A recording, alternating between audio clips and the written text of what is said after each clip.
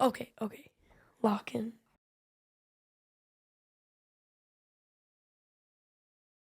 Welcome back to Firewall Faith. My name is Addie. And I'm Jackson. Today we want to talk to you about different types of worship. Yes, let's go, guys.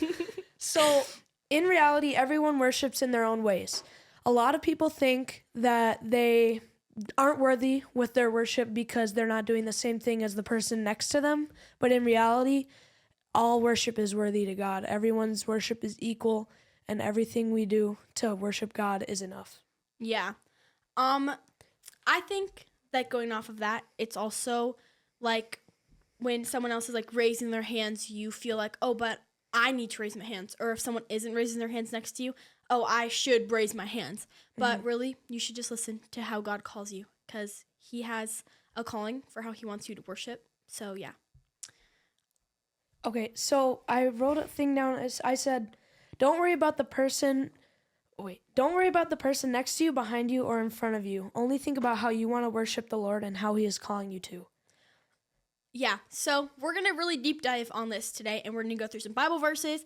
But if this is what you guys are into, you should follow, like, and subscribe because we really want to spread this, and it's amazing. So if you like this, you know Keep where the subscribe watching. button is. So we're going to talk about, I think we have three main points of different types of worship. So the first one is posture. In Psalm 95:6, it says, "Oh, come, let us worship and bow down. Let us kneel before the Lord, our Maker." This is saying like kneeling, going on our knees, bowing down, like having our head on the ground, raising our hands and stuff like that. Yeah. And that's posture. Yeah, and like to go off of that too, it's like we get like, I know we use the word calling a lot, but it's like you really cannot let anything else define how you worship. So if you feel like a need that you need to lift up your hands or kneel, like you gotta fulfill that because that's and it's almost like letting God in when you're worshiping. Mm-hmm. So that's like a really big thing. And then our next one is joyful and vocal. For that verse we have Psalms 101, make a joyful noise to the Lord, all the earth. To go off of that, it's just like when you're singing and when you're praising the Lord, it can look like anything. It can look like screaming. It can look like crying. It can look like singing out loud, which is, or singing to yourself, which is like a really big thing. Because like a lot of people are scared to sing out loud. And it's like, why are we scared to worship the Lord? He created us and he died for us. So we should be able to like praise him. And then, we have four. Our third one is physical actions. Psalm 63:4 says, "So I will bless you as long as you live, as long as I live. In your name I will lift up my hands." So that's saying like when you're worshiping, you can lift up your hands as like an acceptance for him to come into your life during worship and accepting what he has for you during that time. Yeah, that's really good because it's like when we are worshiping, it's like it's that time. It's so precious, that time that you get to spend with God. And it's like sometimes I think we like take it not too seriously, but it's really good the time that we get to spend with the Lord. And if you feel like raising your hands, then raise your hands, scream out loud, kneel to the ground. Like it's that kind of stuff that it's like it really just elevates your experience, I guess. And then for prayer, we have Psalms 141:2. Let my prayer be counted as an incense before you, the lifting up of my hands as an evening sacrifice. So, like in this verse, they're comparing our prayers to like incense, which is what they have in like the Old Testament is when they do sacrifices. And it's like we are lifting up like our worries and our doubts to the Lord. And that's what he calls us to do because he doesn't want us to have burdens. Like, and that's another big part of worship because like people mistake worship as just singing and dancing and sitting down on the floor and raising your hands up to the Lord and saying, like, Lord, help me with this pain, Lord. Help me with this. Give me guidance. Be the light. Like, it's still worship. And I think that's a big thing that we all need to, like, think about a little bit more is, like, prayer is such a big part of our everyday lives. And even, like, a prayer before bed, it's still worship. It's so good. because he knows that you're thinking about him, and he knows that, like, well, I read the Bible because I know that I'm lifting this up to you. So yeah. What has been your favorite worship moment or moments? I would say probably, I think I have two. So probably summer camp last year. Me and my friends, we were just like every night we were really just giving it to the Lord. And the first night I feel like everyone is like a little nervous, but then like you really start to get into it and you're like, well, this is a room full of teenagers and adults who love the Lord.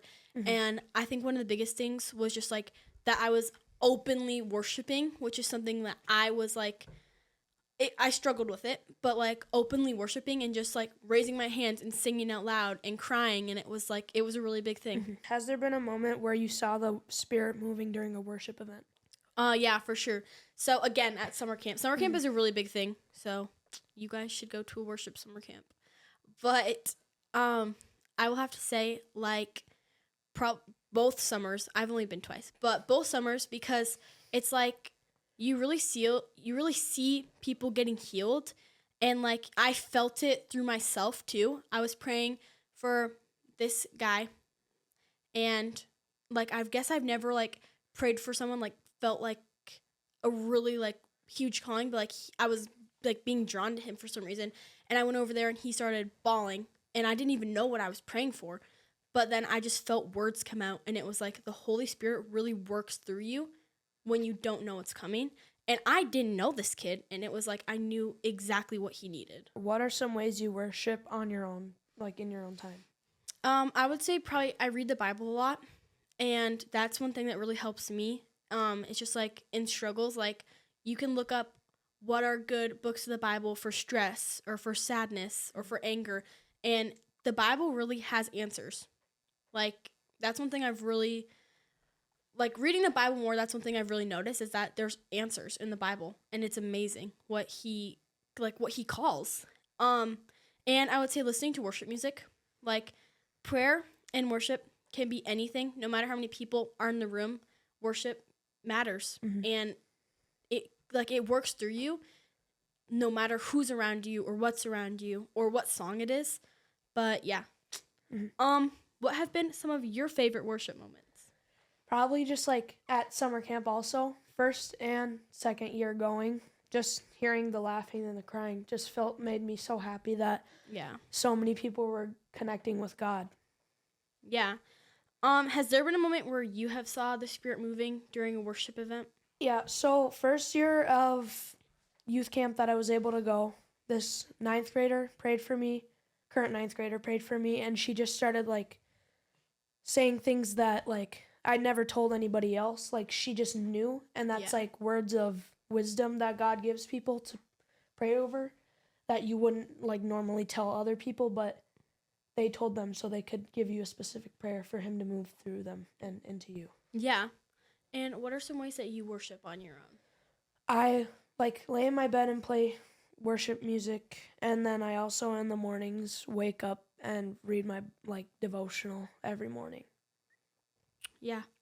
Well, I think that another big thing is like we like no matter if you go to a public or private school, it's still going to be hard to worship the Lord out loud, but you have to remember that he died for you on a cross in public because he loved us so much for our sinful, lustful bodies, and it was like he knew that we were going to like disobey him and that we were going to sin, and yet he still died for us so we didn't have to suffer.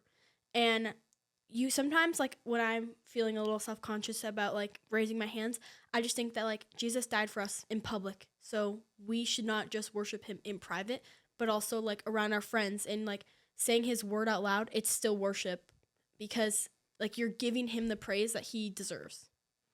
Before we go, leave in the comments what is one of your favorite worship experiences you've had in or out of church? Yeah, and you could also drop your favorite worship song. And also, I just want this to be like an open invitation. If anyone needs prayer, you guys can comment down and we will pray for you. Like, it's a really good thing. We have a Bible study every Wednesday, and we'll make sure to put you in the prayer list. So if anyone needs prayer, please comment down below. And we love you guys so much. Thank you for tuning in to today's episode. Don't forget, hit the like button and the subscribe button. And we'll see you guys next time. Bye. Goodbye.